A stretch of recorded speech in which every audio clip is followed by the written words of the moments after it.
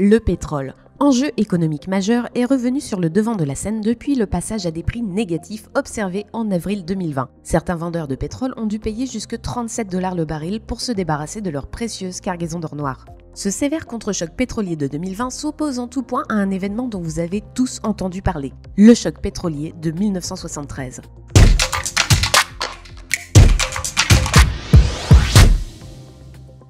Au début des années 1970, les grandes puissances occidentales vivent la fin d'une période de forte croissance économique et d'importantes mutations sociales.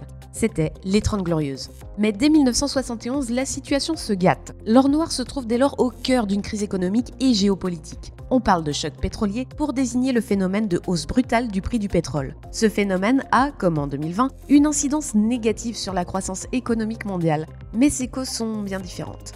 Comment peut-on dès lors expliquer la formation et l'éclatement de la crise pétrolière de 1973 ?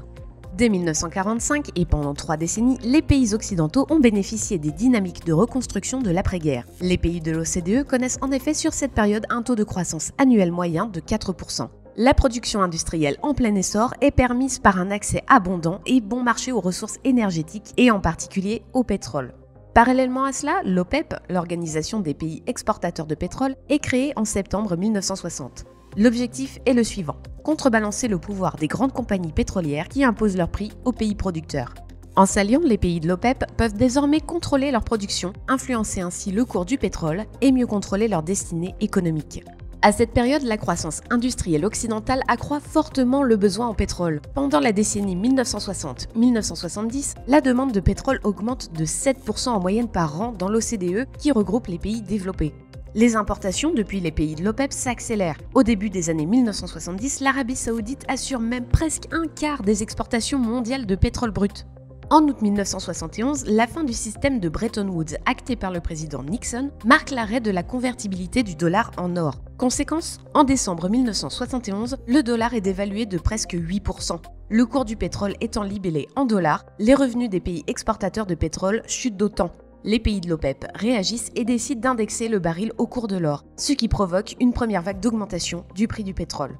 Mais c'est en octobre 1973, avec la guerre du Kippour, que la crise pétrolière éclate véritablement. L'Égypte et la Syrie mènent une coalition contre Israël. Les États-Unis interviennent auprès d'Israël pour repousser la coalition. En réaction à cette intrusion américaine, les pays membres de l'OPEP mettent en place un embargo sur les livraisons de pétrole contre les pays développés qui soutiennent Israël. L'OPEP augmente même ses prix de 70% tout en réduisant la production des pays membres de 25% par mois afin de raréfier l'offre.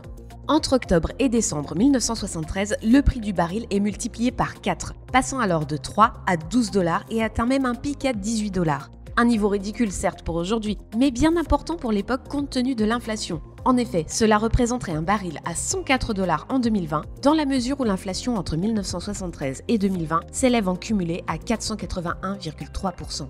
C'est d'ailleurs une hausse similaire à celle de notre nombre de pouces bleus si tu apprécies ce contenu et que tu en déposes un sous cette vidéo. Plus sérieusement, l'envolée de prix s'accentue à cause de la situation de panique sur les marchés. Les pays occidentaux n'arrivent pas à s'entendre pour gérer la crise de manière commune. Le marché parvient tout de même à se stabiliser lorsque l'embargo est levé en février 1974. Toutefois, en l'espace de 5 mois, la hausse des prix des matières premières a eu de réelles répercussions sur l'ensemble des économies occidentales et en particulier sur les coûts de production de nombreux produits. En effet, le pétrole est largement utilisé directement et indirectement dans les processus de production et il n'existe pas de substitution à court terme, ce qui crée une situation de dépendance. Suite à ce choc pétrolier, les pays développés entrent dans une décennie morose. Entre 1974 et 1982, une période de stagflation se met en place. La croissance économique est faible et l'inflation est forte. Après le choc pétrolier, en France, le taux moyen annuel de croissance a diminué de plus de la moitié par rapport aux années 60, passant ainsi de 5,7% à 2,5%. De même, le taux annuel moyen d'augmentation des prix à la consommation s'est envolé, passant de 5% entre 1965 et 1973 à 12% entre 1974 et 1982. Et comme si cela ne suffisait pas, à cela s'ajoute un taux de chômage élevé accompagné de conflits sociaux importants. Malgré tout, dès 1976, on observe une légère reprise économique qui sera toutefois balayée par le second choc pétrolier de 1979.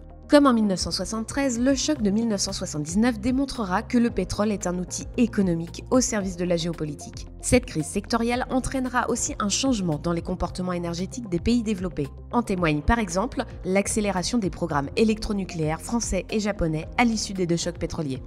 La situation de 2020 agit en écho à ce choc pétrolier.